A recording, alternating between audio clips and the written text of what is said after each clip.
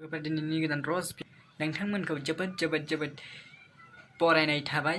आरो नोंथांमोनखौ आंनि short form आरबि चेनेलाव नोंथांफोरखौ बयखौबो बरायनाय थाबावबाय थौदो दानिया आराम्भ खालामसै आरोबाव नोंथाङा जुदि आंनि चेनेलाव गोदानब्ला साबस्क्राइब सोदोबखौ थुनानै होदो बिनिनो खाथियाव थानाय बेल आइकनखौबो गोजौआव थांनानै प्रेस खालामनानै आगसियाव थानाय बे आसि बिमाखौ थुनानै लाइक खालामनानै होदो जाहाथे गोदान भिडिअआ नोंनिसिम थाबैनो सहैयो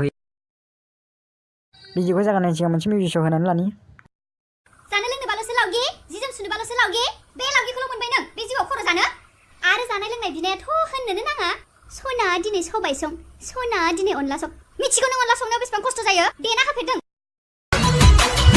जिलेले जिलेले ओ जिलेले थांनांगौ जाबाय क'क्राझार बिटिसिआव जिलेले जिलेले ओ जिलेले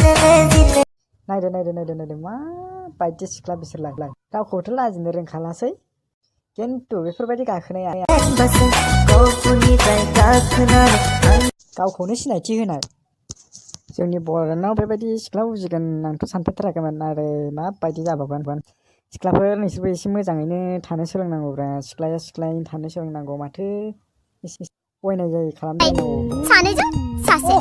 मानो नोरजाय वाह मेन्देला फाइनजों मा जाबावगोन बेफोरबायदिनो बोरायफोरखौसो फोरोंजोब्बाय खिन्थु नों बेफोरबायदि खालामनायखौ लाजिनांसिगोनलै मेन्देला नोंनि बिदि फेसनखौ नुनानै जोंनि बोराय बैसोआवबो बेफोरबायदि सोलोंनो हमबालाय मेन्देला नों खिन्थु बे हुदाखौ एसे सोलायनो नाजा